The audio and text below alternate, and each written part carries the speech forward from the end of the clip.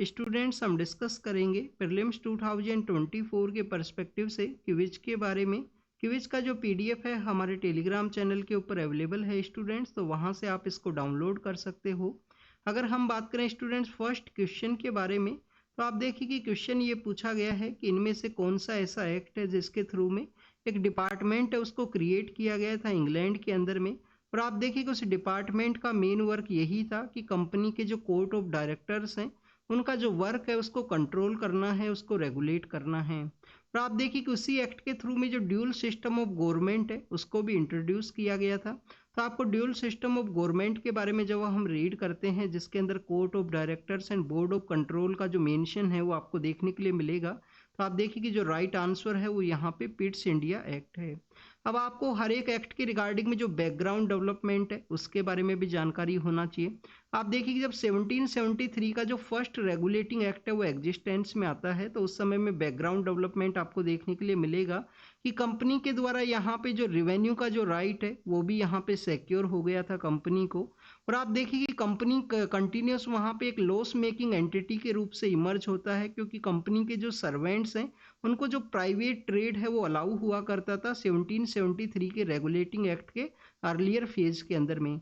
आप देखिए कि जो ईस्ट इंडिया कंपनी है उसके द्वारा लोन के लिए अप्लाई किया जाता है वहाँ पे, और काफ़ी सारा जो प्रोटेस्ट है वो देखने के लिए मिलता है इंग्लैंड के अंदर। इंग्लैंड का जो पार्लियामेंट है वहाँ पे कि कंपनी के अफेयर्स है उनको आप कंट्रोल कीजिए। उसी वजह से आपको 1773 का जो रेगुलेटिंग एक्ट है वो देखने के लिए मिलता है।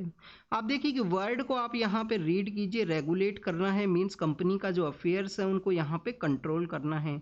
प्राइवेट ट्रेड को अबोलिश कर दिया गया था, कंपनी के जो सर्वेंट्स हैं उनके द्वारा अपना जो प्रेजेंट्स हैं जो ब्राइब्स है वो भी सिक्योर नहीं की जा सकती थी लोकल पर्सनस के वहाँ पे। आप देखिए कि यहाँ पे कंपनी को कंट्रोल करने के रिगार्डिंग में एक गवर्नर जनरल का जो काउंसिल है उसे बनाया गया। लेटर फॉर्म के अंदर में जो 1781 का जो एक्ट है उसके अंदर लिटिल बिट जो अमेंडमेंट्स हैं उनको कैरी आउट किया गया है। 1793 के समय में आप देखिए कि कुछ और अमेंडमेंट्स है वो आपको देखने के लिए मिलेंगे। काउंसिल्स के जो नंबर्स हैं उनको चेंज कर दिया जाएगा।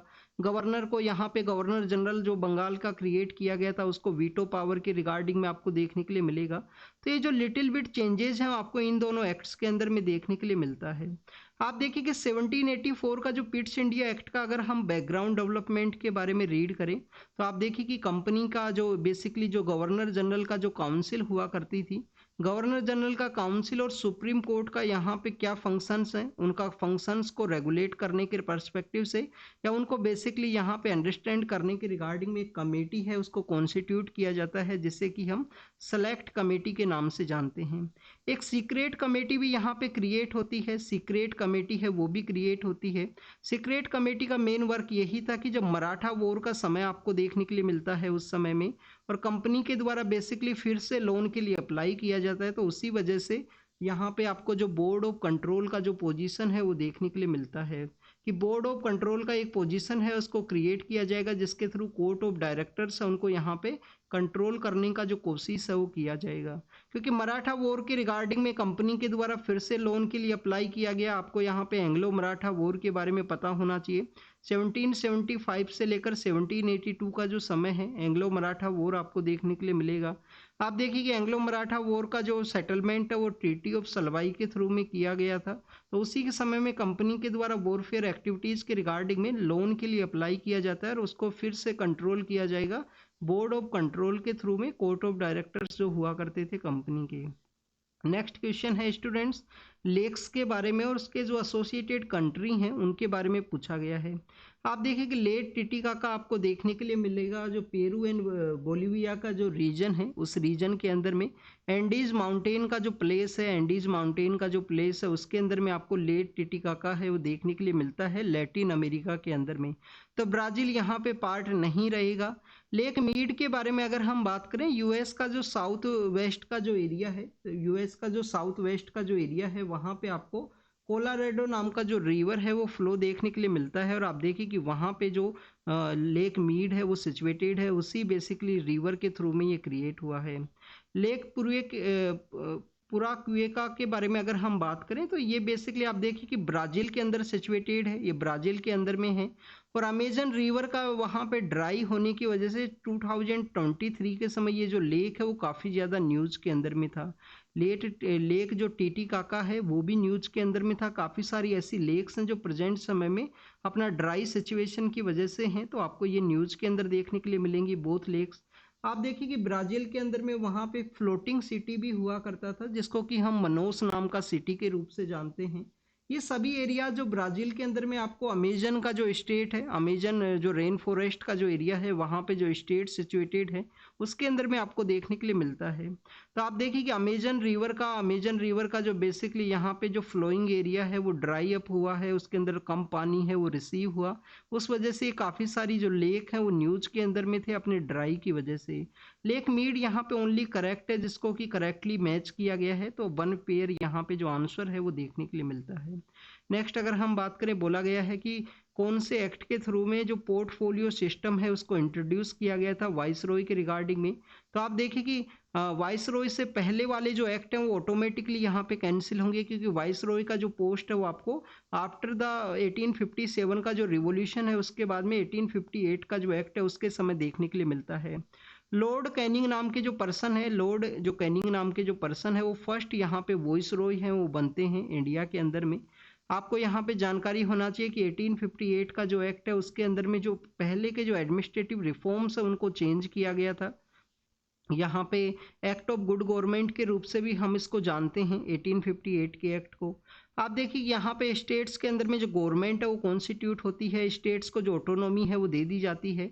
1861 का जो एक्ट है वो आपको राइट आंसर है वो देखने के लिए मिलेगा यहाँ पे, जिसके थ्रू पोर्टफोलियो सिस्टम है उसको इंट्रोड्यूस किया गया था। वॉइसरॉय का जो काउंसिल है उसके अंदर में कुछ लोगों को अलग अलग पोर्टफोलियो है वो अलोकेट कर दिया जाता था। आप देखिए कुछ लोगों को लैंड का डिपार्टमेंट दे दिया गया, कुछ लोगों को यहाँ पे पीडब्ल्यूडी का जो वर्क है उसको संभालना है, तो ऐसे वर्क आपको पोर्टफोलियो सिस्टम के थ्रू में देखने के लिए मिलेगा 1861 का जो एक्ट है उसके थ्रू में। आप देखें कि यहाँ पे डिसेंट्रलाइजेशन प्रोसेस है वो भी स्टार्ट होता है। डिसेंट्रलाइजेशन मीन्स हमारा जो अलग अलग प्रेसिडेंसी हैं उनको जो पावर है वो दिया जाएगा।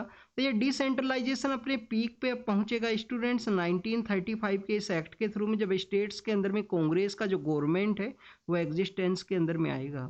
नेक्स्ट अगर हम बात करें तो 1861 आंसर है। कुछ रीजन और प्लेसेस के बारे में क्वेश्चन पूछा गया है, और आप देखिए कि इंडिया के अंदर में कुछ टेरिटोरियल डिस्प्यूट है जो स्टेट्स के अंदर में आपको देखने के लिए मिलता है।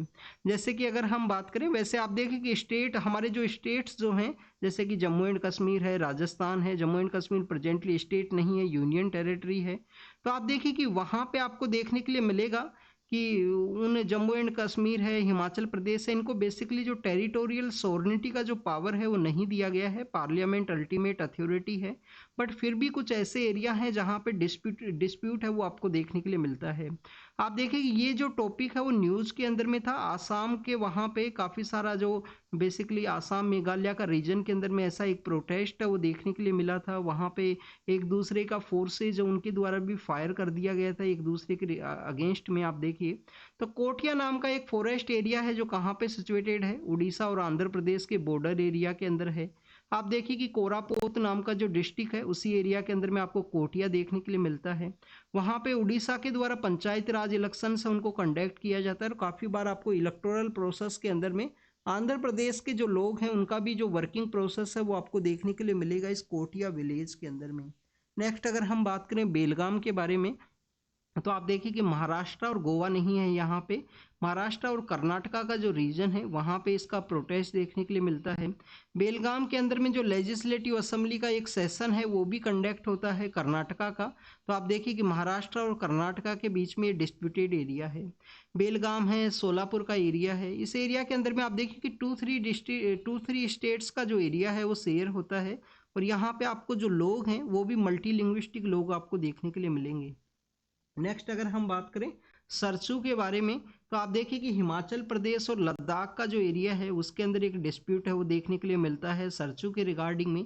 तो हिमाचल प्रदेश और लद्दाख का ये एरिया है, तो वन पेयर यहाँ पे करेक्टली मैच है जो कोटिया उड़ीसा और आंध्र प्रदेश के अंदर डिस्प्यूटेड है। आपको और भी प्लेसेस के बारे में पता होना चाहिए, जैसे कि हम बात करें कनिका आइलैंड के बारे में।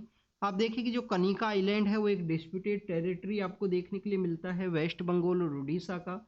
इसके अलावा परमाणु नाम का इलाका है, परमाणु नाम का जो इलाका है जो आपको हरियाणा और हिमाचल प्रदेश के वहाँ पे एक डिस्प्यूटेड टेरिटरी के रूप से देखने के लिए मिलेगा। सरचू के बारे में हमने रीड किया। आप देखिए कि मानगढ़ नाम का एक हिल्स है, मानगढ़ नाम का जो हिल्स है जहाँ पे गुरु गोविंद नाम के जो ट्राइबल्स के जो गुरु हुआ करते थे 1931 के समय, वहाँ पे ट्राइबल्स का जो असैसिनेशन है उसको कैरी आउट किया जाता है ब्रिटिश अथॉरिटीज़ के द्वारा।